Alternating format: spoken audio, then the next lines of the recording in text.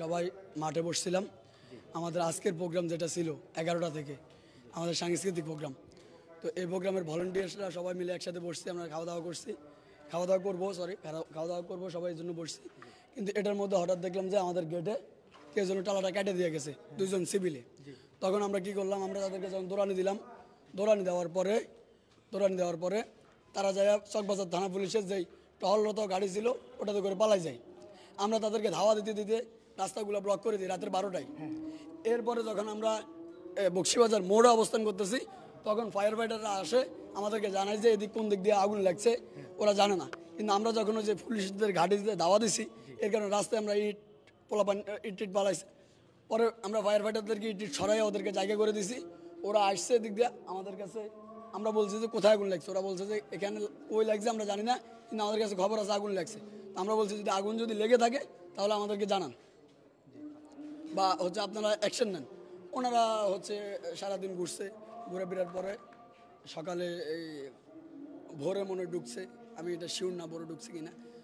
তো এই কিছুক্ষণ আগেই তো সবাই একসাথে যখন ঢুকছে সবাই সকালে আমরা দেখেছি বিভিন্ন গণমাধ্যমে আসলে আমরা দেখেছি যে এখানে আপনারা আন্দোলন করেছেন, ঢাকা আলিয়া মাদ্রাসার শিক্ষার্থীরা কি দাবিতে আন্দোলন করেছিলেন? আমরা আন্দোলন করেছি আমাদের যে এই যে আদালতটা, এটা আমাদের আলিয়ার জায়গার উপরে।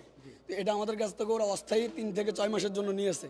নেওয়ার পরেও আজ প্রায় 12 থেকে 14 বছর পর্যন্ত এরা এটা দখল করে রাখছে। আমরা এই দখলদারদের মুক্তি পাওয়ার লক্ষ্যে এই আন্দোলনটা করেছি। আমরা পুলিশকে ধাওয়া করছি বলতে, যখন দুইজন সিভিল আমাদের টালাটা কেটে দিছে, গেটের টালা, তখন আমরা ওদেরকে ধাওয়া দিতে গিয়ে দেখছি ওরা পুলিশের গাড়ি করে পালাইছে, এই জন্য ওই গাড়িটাকে ধাওয়া দেওয়া হয়েছে। ঠিক আছে, থ্যাংক ইউ। দর্শক,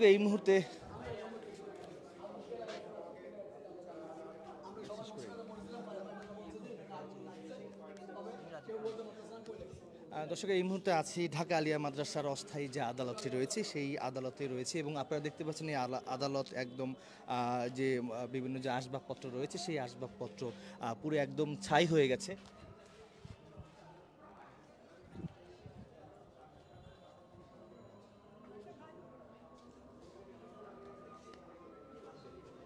দর্শক, আমরা আপনাদেরকে একটু জানানোর চেষ্টা করব এই আদালত প্রাঙ্গণে কিভাবে আগুন লেগেছে এবং কখন আগুন লেগেছে সেটি। এখানে যে শিক্ষার্থী রয়েছে ঢাকা আলিয়া মাদ্রাসার, তার সঙ্গে কথা বলার চেষ্টা করব। দেখতে পাচ্ছেন ঢাকা আলিয়া মাদ্রাসার যে আলিয়া যে মাঠটি রয়েছে, এই মাঠের দক্ষিণ পাশে কিন্তু এই আদালতটি রয়েছে, অস্থায়ী আদালত। এবং এখানে এক শিক্ষার্থী আসলে বলছিলেন আমরা সকাল থেকে কিন্তু এই আদালতের পূর্ব পাশে একটি গেট রয়েছে, ওখানে তারা আন্দোলন করেছেন। তাদের দাবি হচ্ছে ঢাকা আলিয়া মাদ্রাসার আলিয়ার মাঠে কোনোভাবেই এই আদালত তারা চলমান আদালত থাকবে না, এমনটি কিন্তু তারা বলছিলেন। এবং এই মুহূর্তে দেখতে পাচ্ছেন এখানে ঢাকা আলিয়া মাদ্রাসার শিক্ষার্থীরা ওই পাশে কিন্তু অবস্থান নিয়েছেন, এবং পুরো বিষয়টি একটু ভালোভাবে আপনাদেরকে দেখানোর চেষ্টা করব ভিতরের অবস্থা।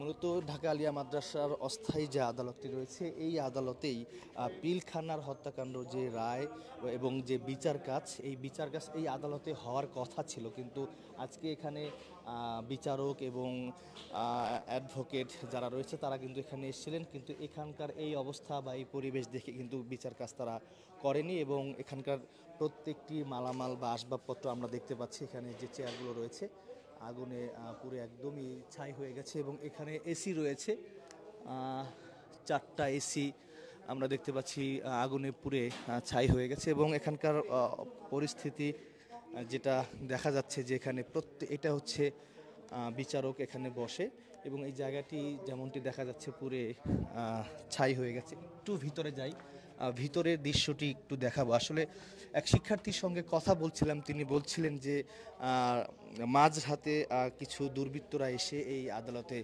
আগুন লাগিয়ে দেয়। আসলে ওইভাবে আসলে কনফার্ম হওয়া যায়নি যে কারা আগুন দিয়েছে। এবং অন্যদিকে সকাল থেকে ঢাকা আলিয়া মাদ্রাসার শিক্ষার্থীরা কিন্তু আন্দোলন করে আসছেন যে ঢাকা আলিয়া মাদ্রাসার যে মাঠ, এই মাঠে কোনো বিচার কাজ বা কোনো আদালত থাকবে না, সেই দাবিতে কিন্তু তারা আন্দোলন করেছেন। এবং আমরা দেখতে পাচ্ছি এই মুহূর্তে বিচারক যেখানে বসেন বা বিচারক যিনি যেখানে কাজ করেন, তো সেই রুমে কিন্তু আমরা চলে আসছি, আপনাদেরকে দেখানোর চেষ্টা করছি। এখানকার প্রত্যেকটি আসবাবপত্র কিন্তু আগুনে পুড়ে ছাই হয়ে গেছে এবং উপরে যে সিলিংগুলো দেখতে পাচ্ছেন কিছুই কিন্তু অবশিষ্ট নেই।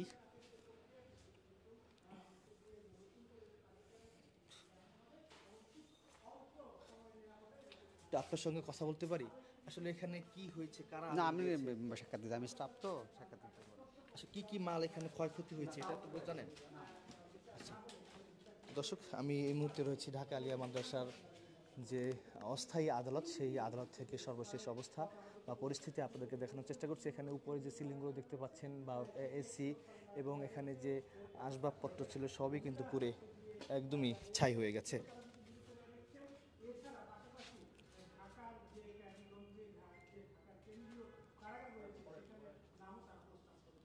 এখন অবধি পর্যন্ত আসলে জানা যায়নি যে কারা আগুন দিয়েছে এই ঢাকা আলিয়া মাদ্রাসার অস্থায়ী আদালতে।